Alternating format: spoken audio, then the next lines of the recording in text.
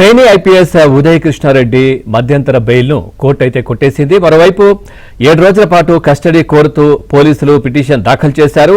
లైంగిక వేధింపులకు సంబంధించి ఉదయ్ కృష్ణారెడ్డి ఫోన్, ల్యాప్టాప్లోని మెసేజ్లు ఉన్నట్లు పోలీసులు గుర్తించారు.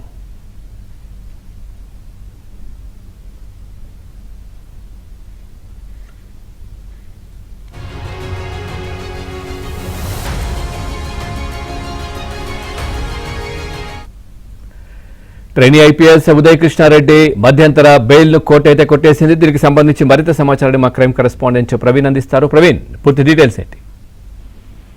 ట్రైనీ ఐపీఎస్ అధికారి ఉదయ్ కృష్ణారెడ్డి మధ్యంతర బెయిల్ పిటిషన్ కు సంబంధించి తెలంగాణ హైకోర్టు విచారించిన తర్వాత మధ్యంతర బెయిల్ పిటిషన్ ను డిస్మిస్ చేసింది. మరోవైపు ఉదయ్ కృష్ణారెడ్డి ప్రస్తుతం జ్యుడిషియల్ రిమాండ్ లో ఉన్నాడు కాబట్టి 7 రోజుల పాటు తమ కస్టడీకి ఇవ్వాలంటూ కూడా ఇప్పటికే పోలీసులు కస్టడీ పిటిషన్ దాఖలు చేశారు. దానిపైన కూడా కస్టడీకి సంబంధించి ఒక కీలక నిర్ణయం తీసుకునే అవకాశం అయితే కనిపిస్తోంది. అయితే పోలీసులు అయితే ప్రస్తుతం ఉదయ్ కృష్ణారెడ్డికి సంబంధించినటువంటి ఒక మొబైల్ అయితే మాత్రం దొరకట్లేదు. కస్టడీలోకి తీసుకొని విచారిస్తే ఆ మొబైల్ దొరికినట్లయితే మరికొన్ని కీలక అంశాలు బయటపడతాయనేది ప్రస్తుతం హైదరాబాద్ పోలీసులు అయితే స్పష్టం చేస్తున్నారు.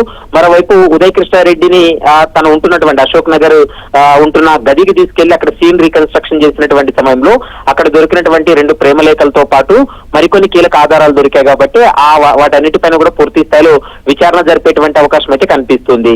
ఇక మధ్యంతర బెయిల్ కి సంబంధించి అయితే మాత్రం తనకు ఎన్పీఏలో తన ట్రైనీ ఐపీఎస్ గా శిక్షణ పొందుతున్నాడు కాబట్టి వాటికి సంబంధించి అక్కడ ఒక కార్యక్రమం ఉంది. ఆ కార్యక్రమానికి అటెండ్ అవ్వడానికి తమకు అనుమతి కోరుతూ కూడా ఉదయ్ కృష్ణారెడ్డి తెలంగాణ హైకోర్టులో బెయిల్ పిటిషన్ దాఖలు చేసినప్పటికీ కూడా మధ్యంతర బెయిల్ ఇవ్వడానికి నిరాకరించింది. దీంతో మధ్యంతర బెయిల్ పిటిషన్ ను డిస్మిస్ చేసింది. అయితే ఈరోజు సాయంత్రంలోగా కస్టడీ పిటిషన్ కు సంబంధించి కోర్టు ఒక కీలక నిర్ణయం తీసుకునే అవకాశం ఉంటుంది. ఒకవేళ కస్టడీకి అనుమతించినట్లయితే పూర్తి స్థాయిలో ఉదయ్ కృష్ణారెడ్డిని ప్రశ్నించేటువంటి అవకాశం అయితే కనిపిస్తుంది. Pawan, right, thank you Praveen, thanks for the details.